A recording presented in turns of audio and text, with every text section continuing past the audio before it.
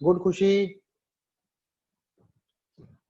चलो, क्या फॉर्मूला था? किसी भी ऑर्बिट पे जो वेलोसिटी होती है vn इक्वल टू होता है 2 पॉइंट, ठीक है, 2.19 into 10⁻6 into z by N.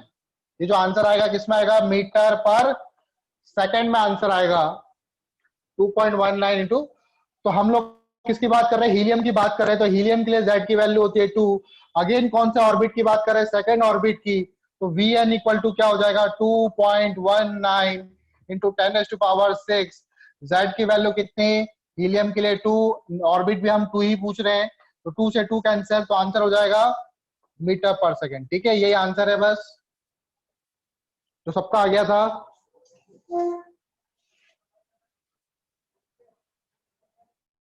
चलो नेक्स्ट देखो। अब निकालो total energy of fifth orbit in Li2+।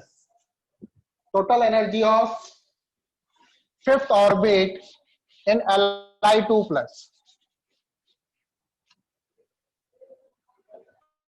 Total energy of fifth orbit in Li2+। Lithium का आयन है Li2+, इसमें निकालनी है मुझे टोटल एनर्जी। फिफ्थ ऑर्बिट पे एनर्जी निकालनी है। जल्दी बताओ कितना आंसर आएगा? अभी बताया था ये, तो फॉर्मूला देख सकते हो आप, लेकिन आप लोगों को फॉर्मूला याद करने हैं। ठीक है, बहुत ही आसान है। क्या फॉर्मूला है? Energy of orbit, total energy of orbit, मान लो nth ऑर्बिट की पूछ रहा हूं, तो क्या आएगा? -13.6 into z square by n square होता है ना, z square by n square. तो मैं बात कर रहा हूं किसके लिए? हीलियम के लिए। कौन से ऑर्बिट की? फिफ्थ ऑर्बिट की। 5 लिखो चाहो तो। -13.6। अच्छा, ये आंसर किसमें आता है? ये आंसर आता है इलेक्ट्रॉन वोल्ट में। याद रखना, जूल में मत लिख देना, तो गलत हो जाएगा। -13.6, जेड की वैल्यू कितनी? लिथियम के लिए होती है 3 का स्क्वायर डिवाइडेड बाय, कौन से ऑर्बिट के बारे में पूछ रहा हूँ? फिफ्थ ऑर्बिट के बारे में पूछ रहा हूँ, तो 5 का स्क्वायर इलेक्ट्रॉन वोल्ट। सॉल्व करो फर्दर सॉल्व करेंगे तो कितना आएगा? -4.896 कैलकुलेशन। अब तो टोटल एनर्जी आ जाएगी फिफ्थ ऑर्बिट में -4.896 इलेक्ट्रॉन वोल्ट। तो इस तरह के क्वेश्चंस आप लोग कर सकते हो, मुझे लगता है। ठीक है, कोई टफ सवाल नहीं है, आसानी है। सिर्फ आपको फॉर्मूला पता होना चाहिए, तो आप इस तरह के क्वेश्चन इजीली कर पाओगे।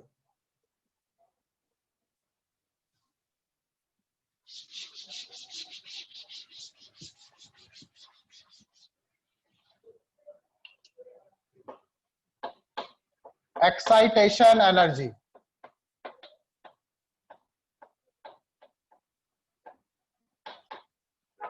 तो जब हम किसी इलेक्ट्रॉन्स को एनर्जी देते हैं, कहां पर? ग्राउंड स्टेट से वो क्या करता है? दूसरे ऑर्बिट पर, हायर एनर्जी ऑर्बिट पे जंप करता है। अगर किसी इलेक्ट्रॉन्स को मैं एनर्जी दे रहा हूं तो, ठीक है, तो कितनी एनर्जी दी मैंने उसको, that energy is called excitation energy. उस एनर्जी को क्या बोलते हैं हम लोग? एक्साइटेशन एनर्जी बोलते हैं। Energy given to an electron to get excited from ground state to any excited state. Energy given to an electron, क्या लिखोगे? Energy given to an electron, to given an electron to get excited from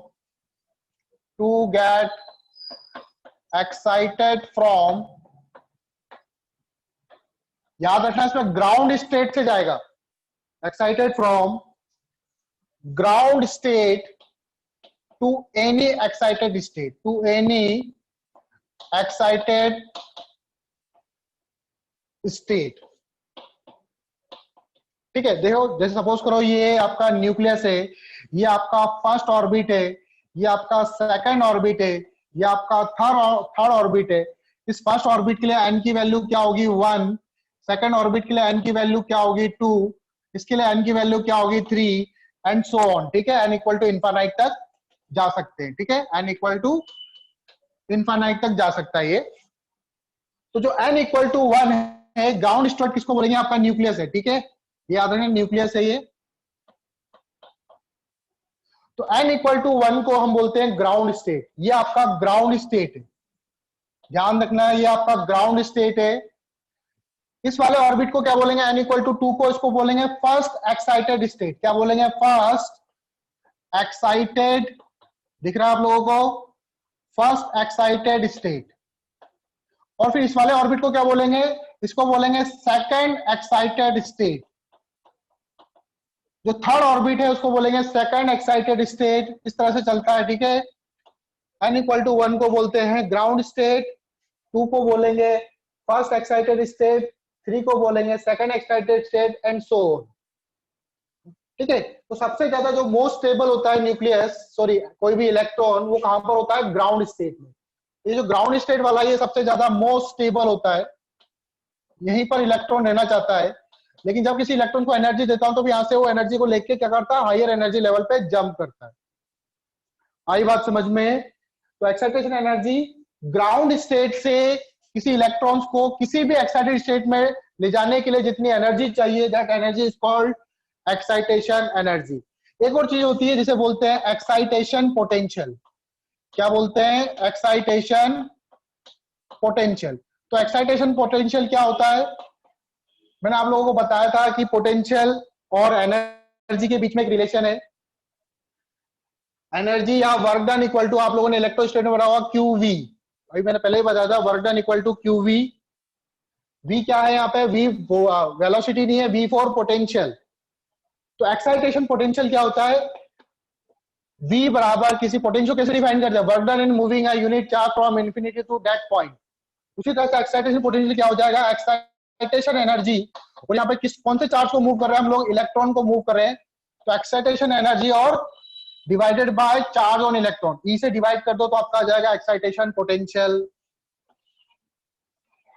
क्या आ जाएगा, इसकी unit क्या होगी, volt में। Unit क्या होगी, वोल्ट में आएगा ये।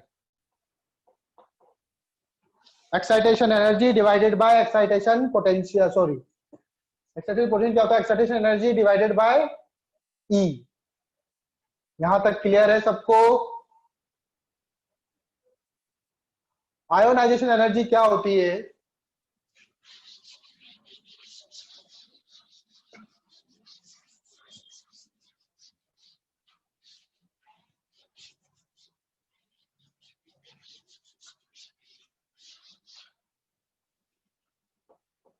Ionisation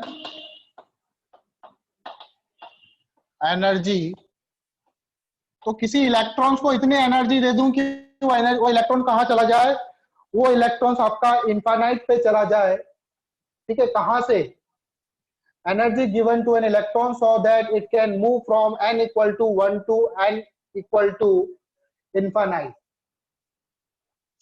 energy given to an electron, energy given to an electron so that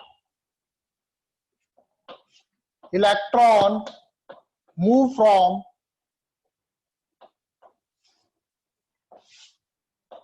n equal to 1 to n equal to infinite, that is ground state से कहां पर, इनफाइनाइट तक, that is ground state to infinite तक। तो उस energy को हम लोग बोलेंगे आयोनाइजेशन एनर्जी। बात समझ में आई। क्योंकि हम लोग जो बात कर रहे हैं वो किसकी बात कर रहे हैं यहाँ पे, बोर मॉडल की। और बोर मॉडल जो है वो केवल है, लिखो अब, बाइंडिंग एनर्जी,